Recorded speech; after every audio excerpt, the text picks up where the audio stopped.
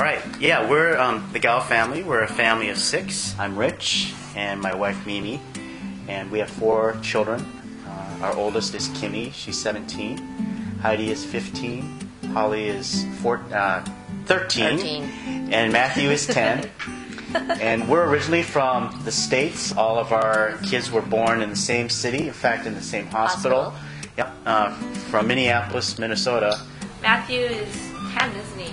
If you asked him what he likes to do, it would probably be soccer.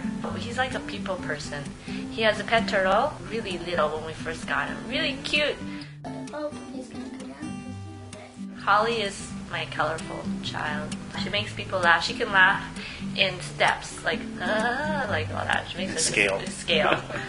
Yeah, she loves her stuffed animals. She has over 100 stuffed animals. She can name them all. And she knows them all by name. Heidi is my creative child. She likes to take pictures. She likes to paint.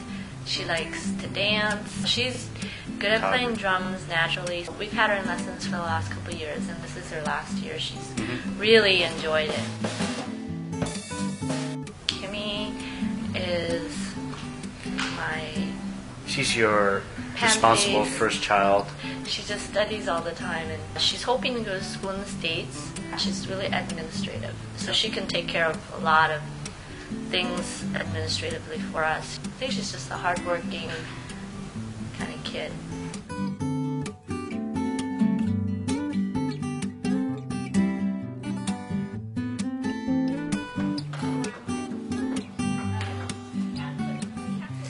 I grew up in a very moral Chinese family, but really had no religious background. But through a good friend of mine in high school, I became a Christian at 17. And looking back, obviously that was the pivotal moment, and it started setting a course for me that I began to unfold over the ensuing years. I finished my schooling or college years at a university called Carleton College, then went on and got a science degree.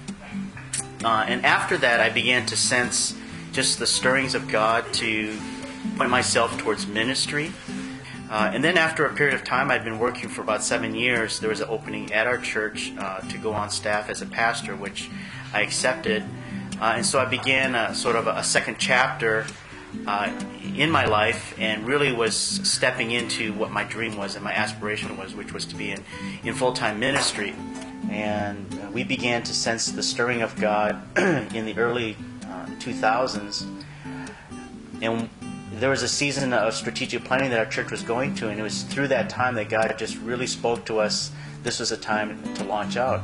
So Mimi and I began praying about which West Coast cities to plant a church in, because we really wanted to be in a strategic gateway city.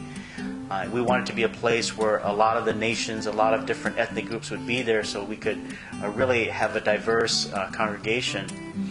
So we considered some of the key cities like Seattle, Los Angeles, San Francisco, and Vancouver, which is where we ultimately decided on, primarily because of Vancouver's reputation as a global city, and because of its compelling demographics, with over 50% of the city being Asian.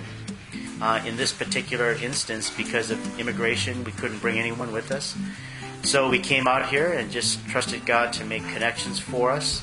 And sure enough, one by one, the Lord began bringing families into our midst that really connected to the vision and connected to what we were wanting to do.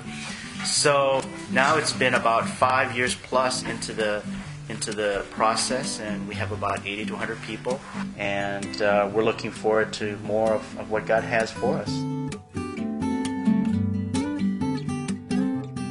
When we started the church, we weren't sure how the kids would take to it, but they really embraced it like a family business, and I think more than just the set responsibilities of the things that they do, there's a particular ownership in the church. And it does, and the way it does play out is, in multiple ways, whether it's taking a role in the youth leadership team, whether it's watching some of the younger kids during Sunday services, whether it's having concerns for families that don't show up or families that are sick, and asking about how they're doing. Just a general enthusiasm for what we're doing at Five Stones. The girls love the nursery. They fight. That's why I put a schedule together. They fight who gets to be in the nursery because there's cute little kids there that we like to play with. So Kimmy, Heidi, Holly all take turns, along with some other youth, to take care of the nursery every week. Usually I have 2 kids. They all actually are certified first aid. They all took the class, so they take care of the kids. And as Mimi mentioned, each one of them have little things that they're involved in that make them feel tangibly part. So I think that without realizing it, not only is it been a family endeavor, but really they're getting equipped to do ministry, and in one sense they have a leg up just because of the responsibilities, whether it's taking care of the children, setting up chairs, those kinds of things. So it's been a lot of fun. A lot of fun.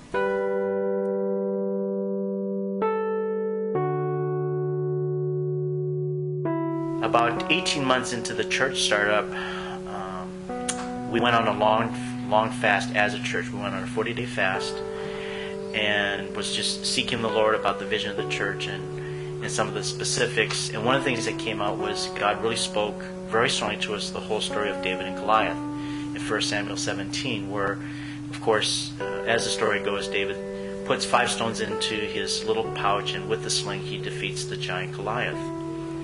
Well, there are a lot of analogies out of that picture that we felt applied to the church in terms of a new generation represented by David that would, in one sense, conquer the giants in the city and be able to establish, a new season.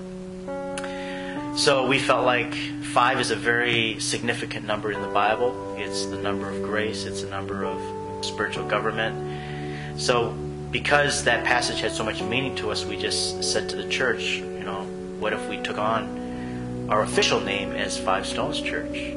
So after a season of consideration, everyone said, yeah, we really like this name, and so that's how the name was born. And we want to impact the world through Vancouver and also in Vancouver. So we feel like there's a global emphasis and there's also a local emphasis.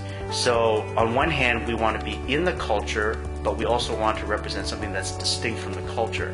So we have our own values, we have our own perspective, we have an own lens, we have a different way in which we make decisions and which we live life, and it's based on a God-centered perspective.